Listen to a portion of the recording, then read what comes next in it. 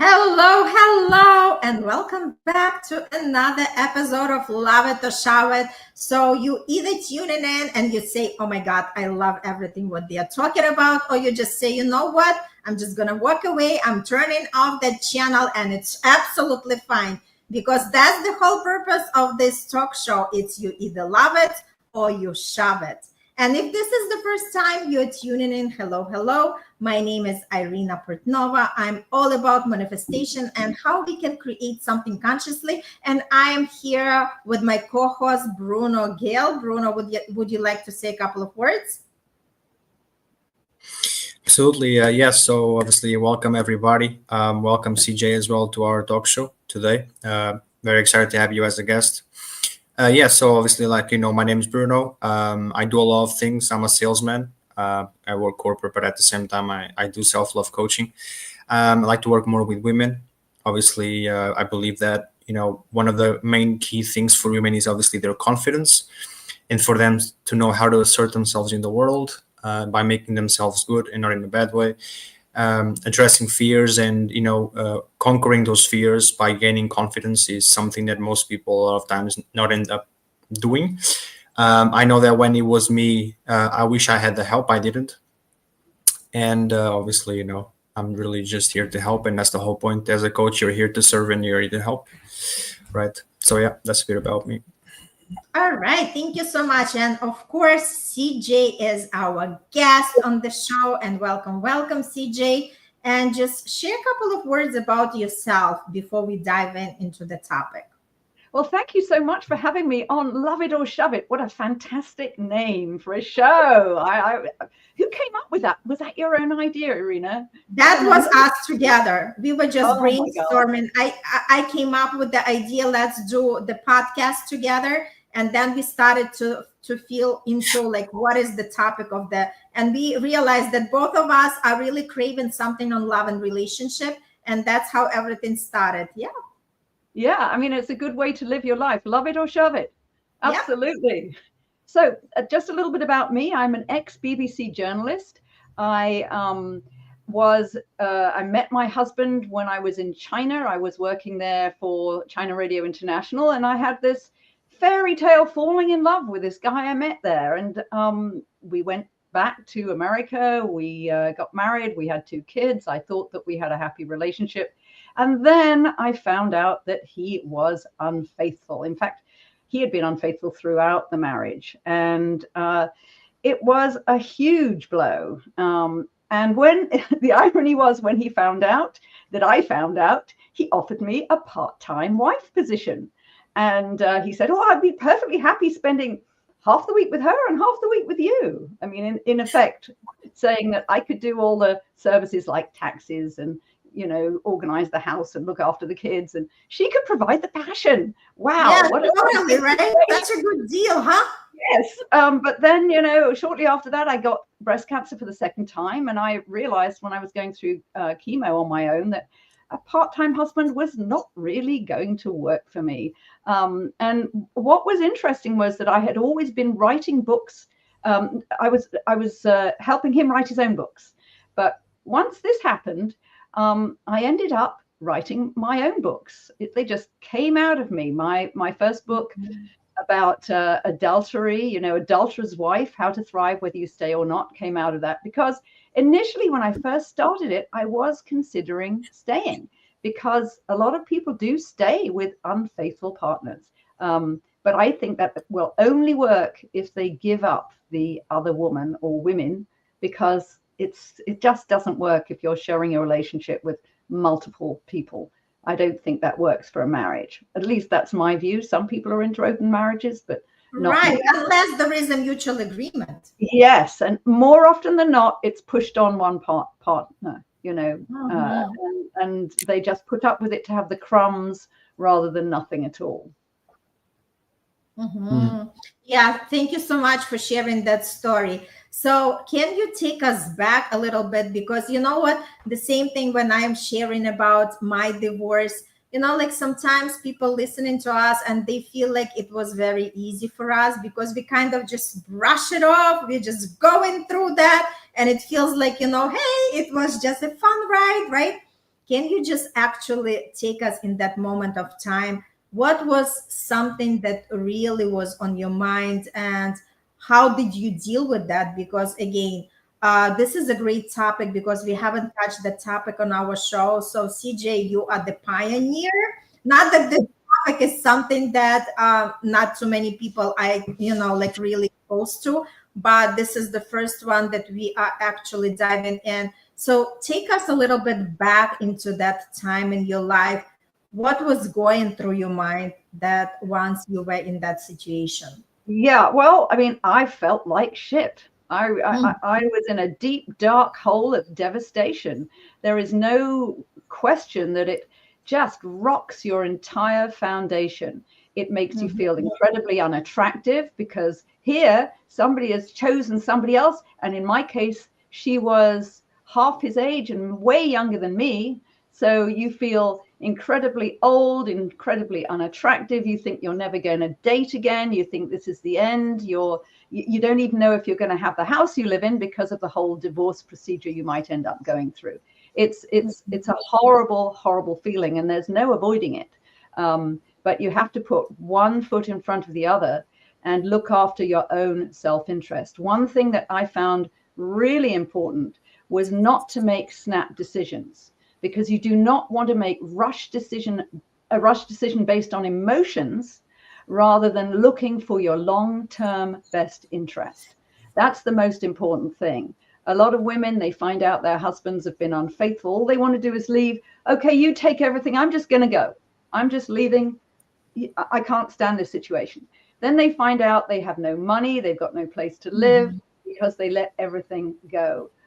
You really have to take it slowly, think about what you really want, and think about this as an opportunity to make your life better than it was before. Infidelity is actually sometimes as much a symptom as a cause of a relationship breaking down. If somebody's unfaithful, that means that maybe the relationship was not working it certainly wasn't working the way you wanted it to be. So can you fix that relationship, or should you be moving on to have a better life without that person? And in my case, I wanted to get to the point where I was feeling complete in myself with or without a partner, because from that position you can have a better relationship rather than just desperately grabbing the next person you can find and being on a rebound and maybe going through the same traumas that you went through with the first person. So I think it's really important to just step back. Why am I making this decision? Is it just based on my anger or my emotions? Am I just trying to do revenge? Because revenge is really toxic and doesn't help you. The mantra of my book is that the best revenge is to get past the need for it. I love that. I love that. Just, like raise yourself above that. Because again, it's just, like I always say that preserving our energy is the most important thing. So I wouldn't direct my energy on something that doesn't serve me.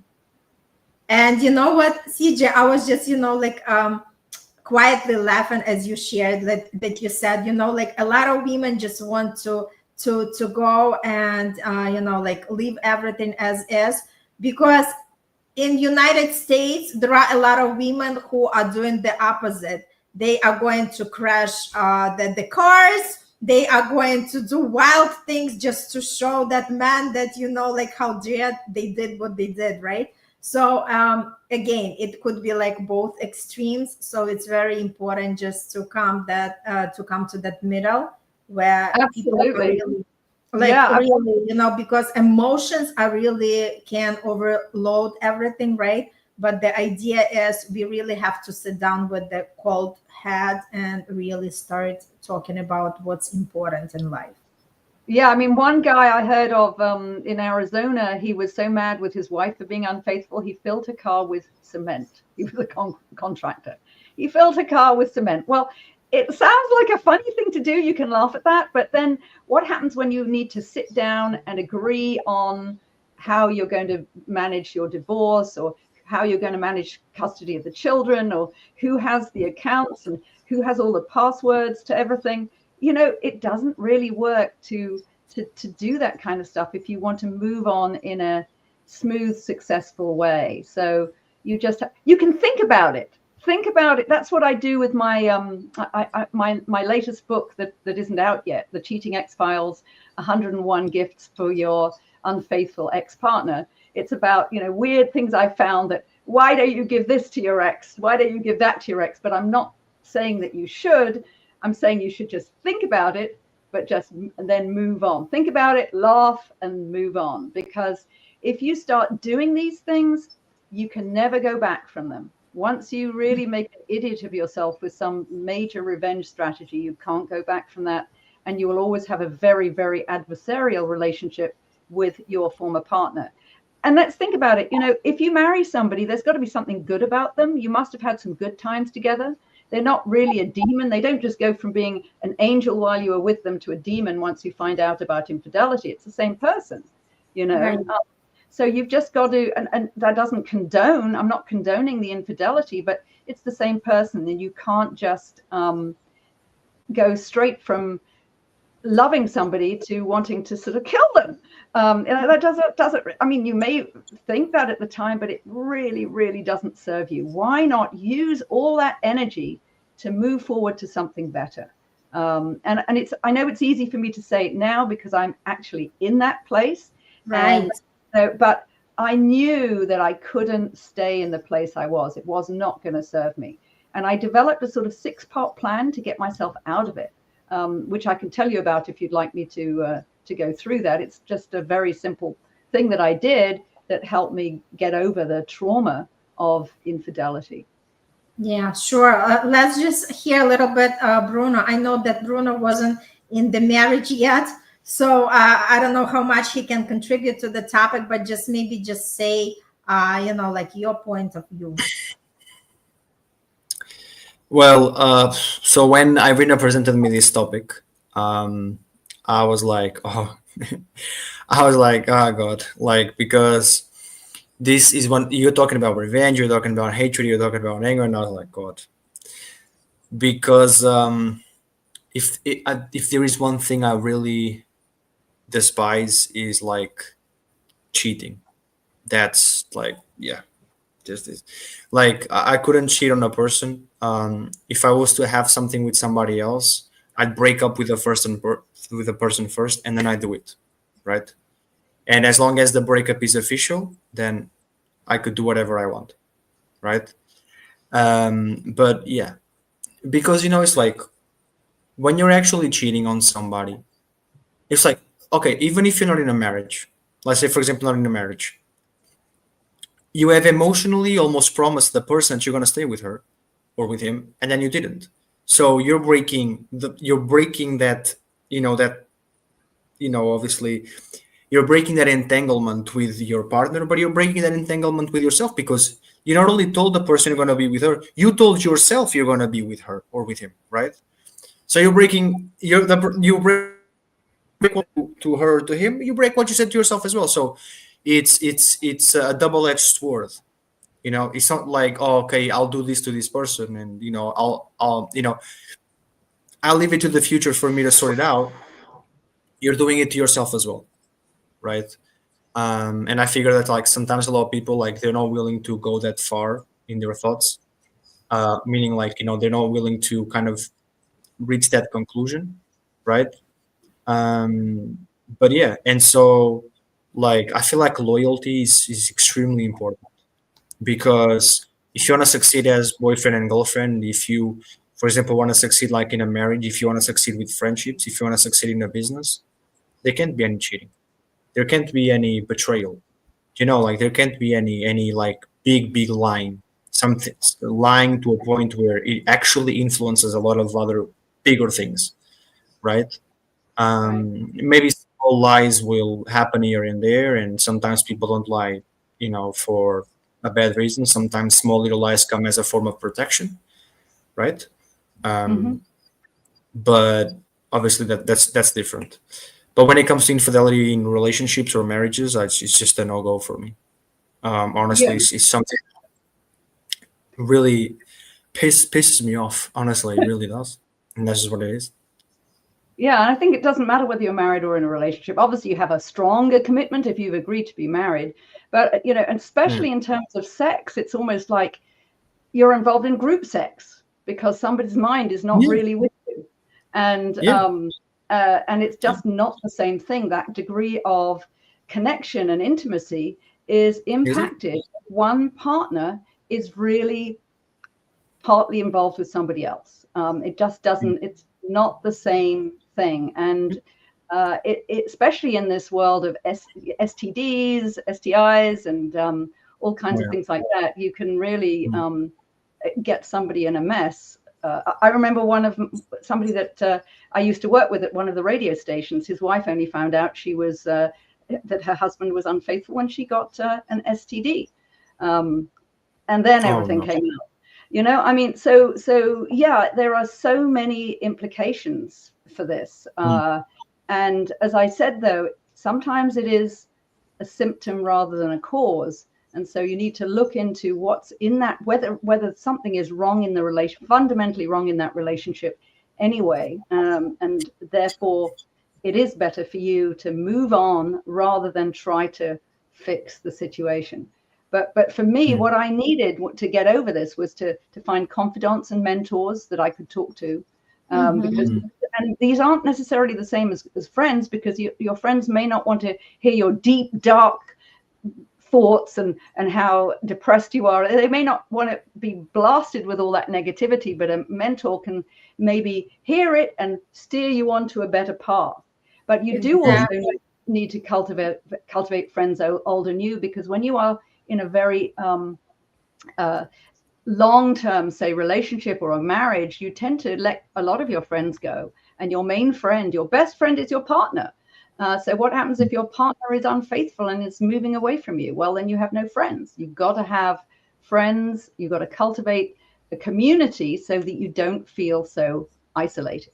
But one big thing for me was laughter therapy, because that was the one thing that got me out of depression. I stopped watching the news. It was too depressing. I didn't watch depressing movies. I just watched comedies, and I tried to find things that would make me laugh, because laughter brings you out of your sadness. Don't laugh, you cry. So you might as well laugh. I love Yeah, that. laughter cures a lot. So, like for example, it's like this came to me just now. I was listening to what CJ was saying, and 100% agree with what you're saying. It's like people either are a lesson, or they're a blessing, right? And the reality is that I don't want to sound negative, but I figure that for the people that are the most upgraded, that have suffered, whatever connotation you want to use, of evolution, right? So people that have suffered the most end up a lot of times becoming the ones who are the wisest, right? And so, yeah, sometimes most people will be a lesson, but then if in the end you are able to find your blessing, you got your blessing and you got all the blessings of the lessons. I mean, that's just the way I see it, because I remember back in the day, which it wasn't like that long ago because I'm young, right? But I remember like back in the day, it was very interesting, because I wouldn't see my problems as blessings. I'd see my problems as just for what they are, problems, and I wasn't learning anything with them, and I was just committing the same mistakes over and over and over and over again. And it was that like mentality switch that really helped me understand that maybe I can actually use this for my own betterment, and that's the whole point. If the universe wants to bless you, right, it's just not going to give it to you right away. You kind of gotta, I You believe, have earn to it. upgrade yourself to receive the upgrade, in as a match. Yep. Yeah. Yeah, And you have to basically. get yourself in the position to do it. You have to love yourself. You do a lot about self-love, Bruno, but you have to learn to love your body. You need to treat it well, eat well, not just lying in bed watching television and spooning ice cream out of the out of the tub, which is the standard way they depict a woman when she's been left on in movies, on television. You see somebody no, that's not going to make you very happy. You need to look after your body. You need to sleep well. You need to have exercise, because exercise is a wonderful tonic for depression. It's actually way more effective than antidepressants if you have exercise, especially outdoor exercise. And if you start doing exercise with friends and others, that sort of brings you up. You've got a community built at the same time as exercising. So there are all these things that are really good to bring you out of your adversity, to bring you out of the deep, dark hole you would feel when your relationship is collapsing on you. But it's also a wake-up call to find your passion and to live in the present, so that you actually are alive and not dead. Basically, you want to be doing what really turns you on. Why has this happened to you? You are being told, what is my real path? What makes my heart sing? Think about that. That's really what you want to do, because your heart definitely wasn't singing in this relationship with this unfaithful person. So these are the things that at least I found very helpful to try to get into a completely different mindset and move on from what probably was a very dysfunctional relationship anyway that I was best out of. Mm-hmm. So, CJ, do you want to give a couple of tips? Like you mentioned that you have something to share. Yeah, I mean, I have the 4-part, the 6-part plan, and also I've mentioned some of the 6-part plan. Let me just give you that very briefly. Number 1, find confidants and mentors. Number 2, cultivate friends, old and new. Number 3, laughter therapy. Number 4, love your body. Number 5, find your passion. And number 6, mindfulness, live in the present. So, I mean, you can be going to a wonderful event, beautiful event, fabulous people, and your mind's thinking about how awful your guy was and how and I feel so bad if I did this. And so you're not in the present. You're not enjoying what's in front of you. You're churning the past in your head. So mindfulness exercises can be very, very helpful to learn to get out of your head, get into the present, and look at what's in front of you and enjoy what's in front of you. Wake up, smell the roses, as they say. I love that. Yes. And just stay present, right? And just be grateful for everything. Like I always say. Gratitude, because there are 4 keys too that are really important. Empathy. If you don't have empathy, even for that guy that betrayed you, I mean, not that you condone it, but you can't just think of him as a demon. You have to have empathy. You have to have gratitude for what you've already been able to have and what you plan to have in the future. Be grateful for the opportunity to plan a better future, and accept impermanence, because nothing lasts forever. Everything changes, but it changes for the better as well as for the worse. So you want to be on that ride to something better. And you have to sort of cultivate, I mean, this is something that came out of maybe Tibetan Buddhism, a neutral attitude to obstacles. If you hate the obstacle, if you have all this emotion about the obstacle, about something bad that's happened in your life, you don't get past it to enjoy what's beyond that obstacle. So those are some things that I found to be very, very helpful. Yeah, I love that. And again, everybody has to find the way that works for them, right? And I know that there are different stages that everybody goes through with that experience, but it's all about not losing yourself, but more to find yourself, right? So basically, we have to lose ourselves in order to find ourselves, right? But another version of ourselves, like really dig in deeper and really find something, discover something that we haven't known about ourselves. And through an entire experience, we become stronger and more powerful. That's so true. And I think that the question you have to ask yourself when you're going through the throes of emotions, when something like this is happening, when you're having an unfaithful partner, is whatever you want to do, ask yourself the question, does this serve my long-term best interest? Step back, Does this serve my long-term best interest? Rather than sort of going off and doing stuff that you're going to regret later on. That's absolutely true. So tell a little bit about your book on the infidelity. Well, my first book was Adulterer's Wife, How to Thrive Whether You Stay or Not. And it is a comic self-help book. So it's got cartoons.